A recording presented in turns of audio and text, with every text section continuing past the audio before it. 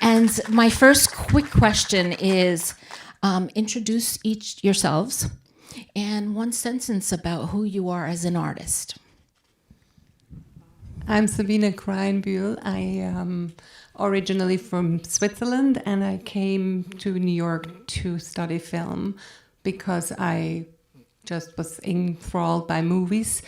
And my career was as an editor until more recently, and now I'm co-directing with Zeva. I'm Zeva Oelbaum, and I came to film from a career as a still photographer. So that is my background, that's my passion. Images are my passion, and telling a story through images. And Sabine and I met actually on a film called Ahead of Time, which is about another remarkable woman. She edited it and I produced it, and we have so much in common that we started working together. Wonderful. Of all the quotes in the film, and I think all of you noticed, you know, this woman influenced the arts, fashion, lighting, electricity. Like, she influenced so many different industries. But I love the quote that Ellen, where she describes her work as a mix of artistic creation and scientific innovation. Tell us a little bit about how you got interested in her work. How did you find out about her? It's actually the first thing that we encountered, or that was one of her clips. You know, if you had been studied cinema studies, and this clip would every once in a while appear. And I was working on a documentary called Picasso and Braque Go to the Movies, where it was featured that the Cubists were influenced by early cinema. And one of these clips was Loie Fuller's clip. And when we finished Letters from Baghdad, we were looking about looking for a topic that would be about another woman that sort of no one knows about, but somehow is around. And we talked about Loie Fuller because all we knew was this clip, and there was so much more to her story. When we started to research her in earnest, we discovered people in different disciplines all over the world were influenced by Loie Fuller in completely surprising ways. We saw that William Kentridge had been influenced, and Taylor Swift and Alexander McQueen, and our heads exploded, and we thought there's something more to this woman that needs to be told.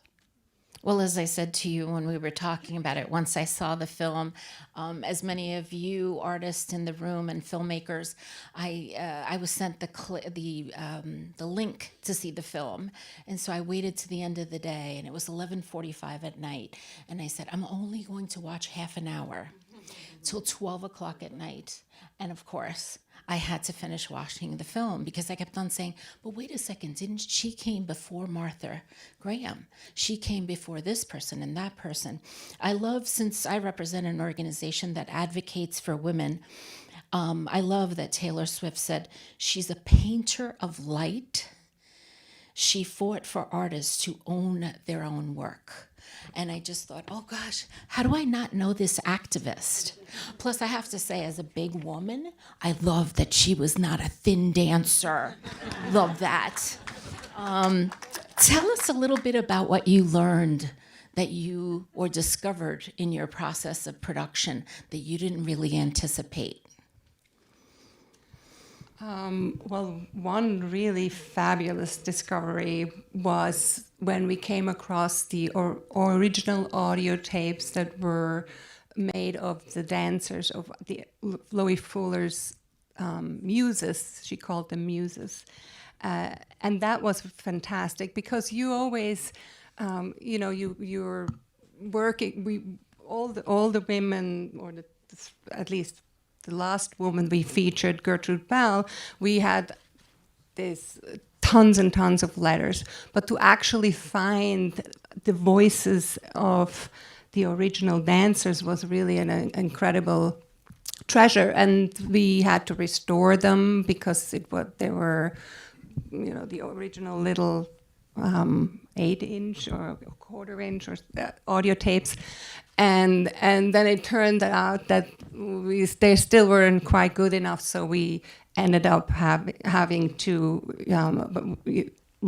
translate it. So you saw that there was, so that everybody could hear it. But that find was amazing, and we didn't anticipate that.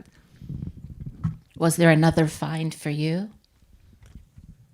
I'm not sure. The thing that made this so special was that it was in a plastic grocery bag in a drawer in the archive, and the archive was in Mary Hill Museum, which we traveled to at the beginning of the research process, and it's in the state of Washington. I mean, it's far, far away. And they had not taken it out of the bag that it had been donated in the 70s. And it was just really quite stunning, as Sabine said. Tell us a little bit more about the research. How long did you research? Because it's so complex, this film.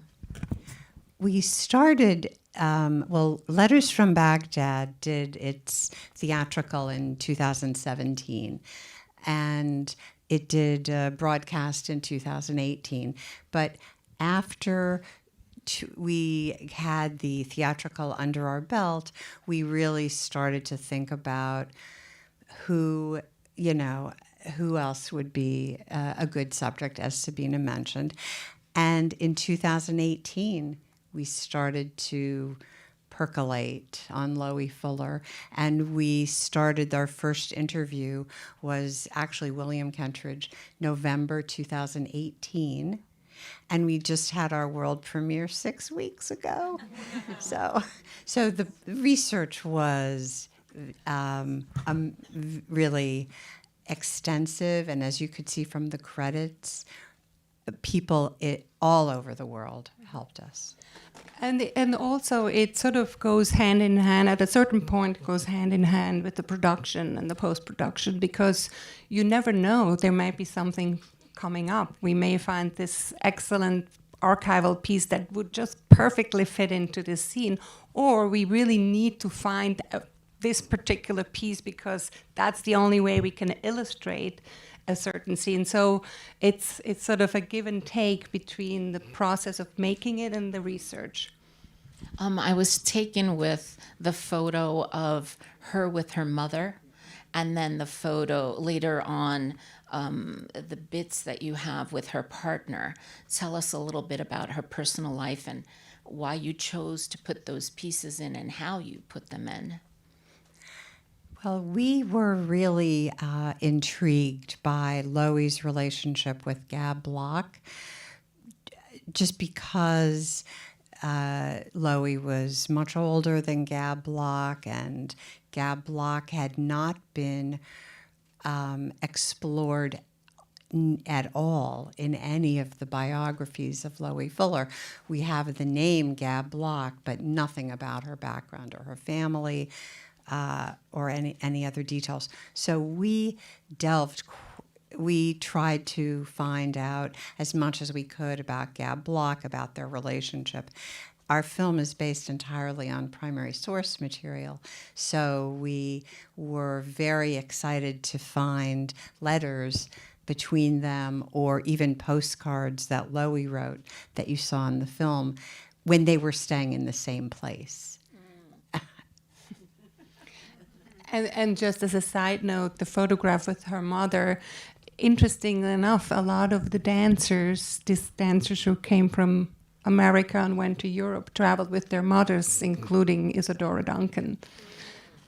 And she and her mother came up with the idea that they should leave Loie Fuller. They want to go on their own. And then, as you see in the film, later on, Isadora Duncan never mentioned Loie again.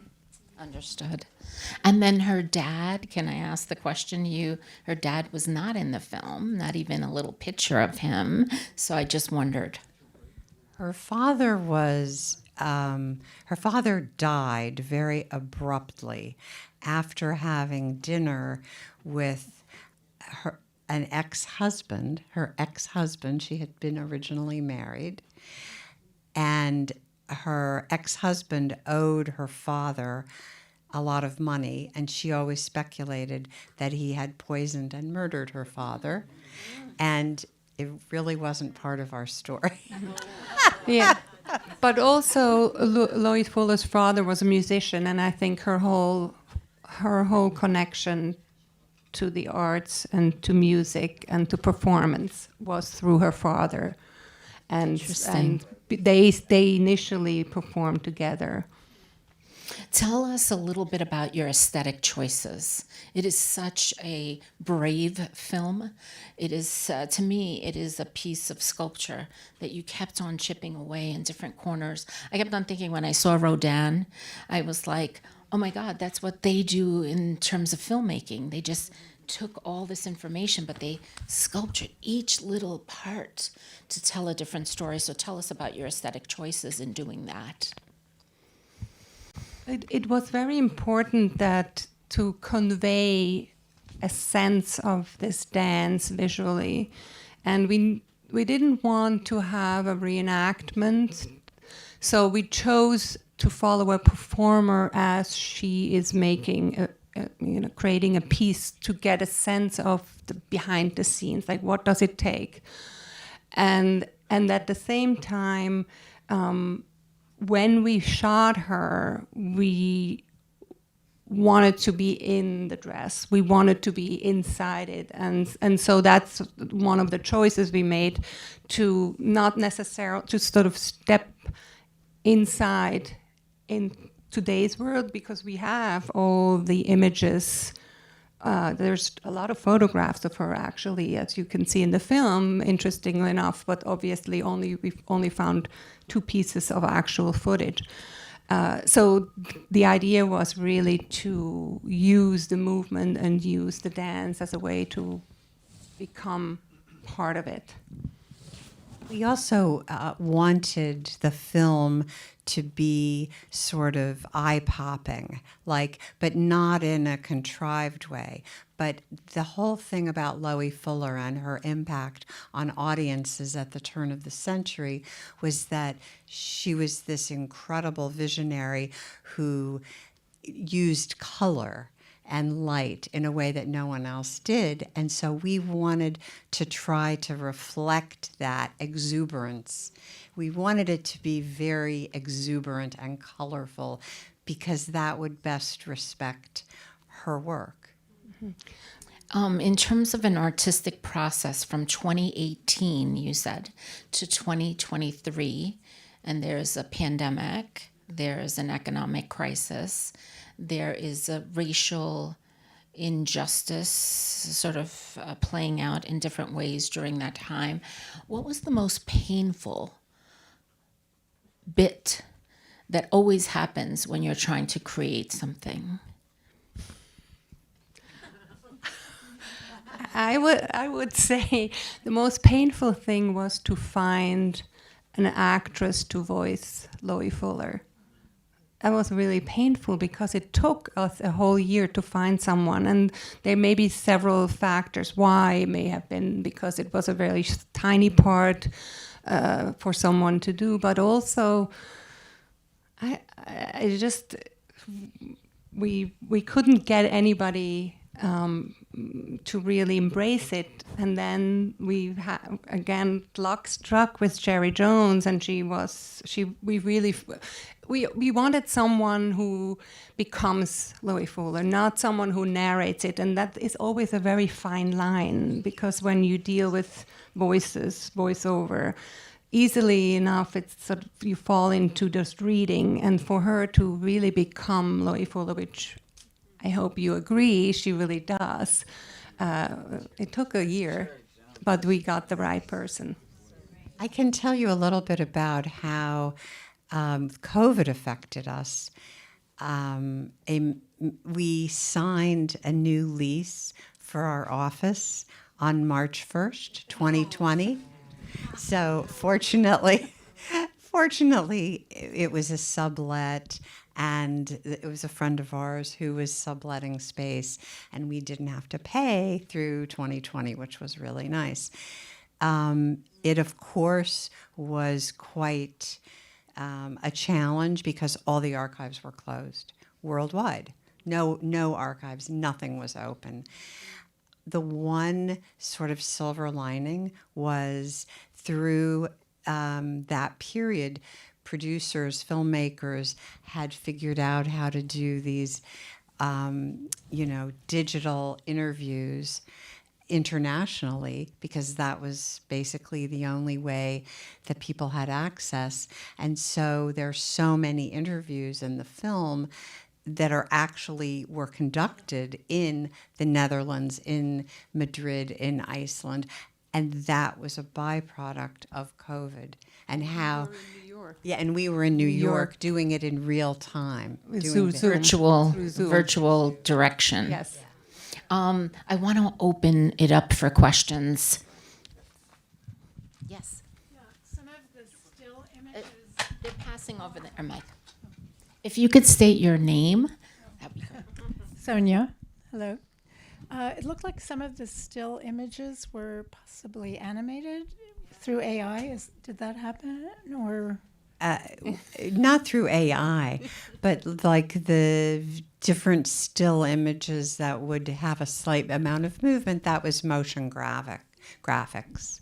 Yeah. And we really did a lot with motion graphics. That was incredible. It was, absolutely. Other questions? Comments? What kind of patents did she have? Because she couldn't patent the dance, but what did she patent exactly? She patented her dress, her costume. She patented stage settings. She patented the radium dance, which was on film. So she everything around except for choreography, which interestingly I think it was only in the 70s that people were able to patent choreography. It was always considered something too abstract. It had to have a narrative, or it had to be connected to a storyline. Otherwise, it didn't mean anything. Anybody could, wave a piece of fabric. So, but everything around her dance, sometimes she had mirror construction. She patented that.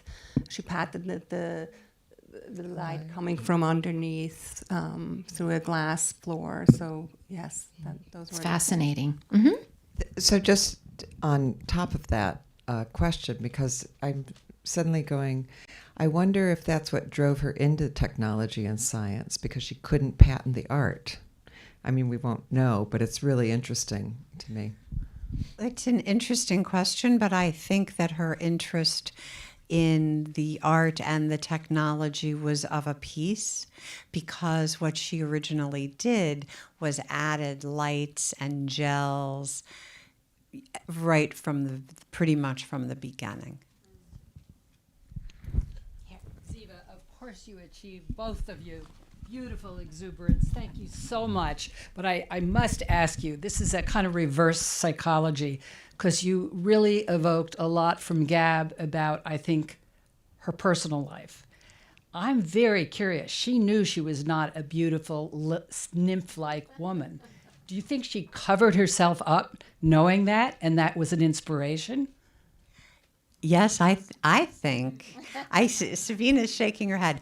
I think that she, as Maite says, who was the choreographer of Shakira, I think she made the dance revolve around her with her limitations, because the inspiring part of the story is she didn't believe in limitations. Right. That quote about equality is wonderful, by the way. The last quote. Absolutely wonderful. Yeah. I mean, she started very early, from the beginning.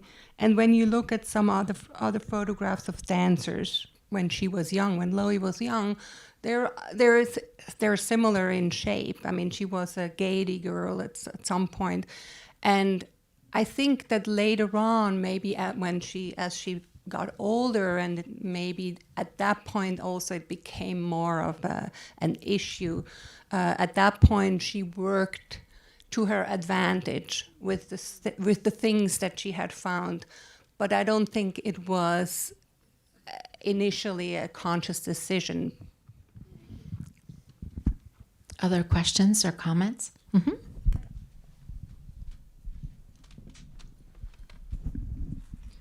Well, it's really something. I wanted to ask about the third-party material that you have in it, and if a lot of it is public domain, or if you had to clear it, or did you fair use it, and how many third-party materials actually are in the film?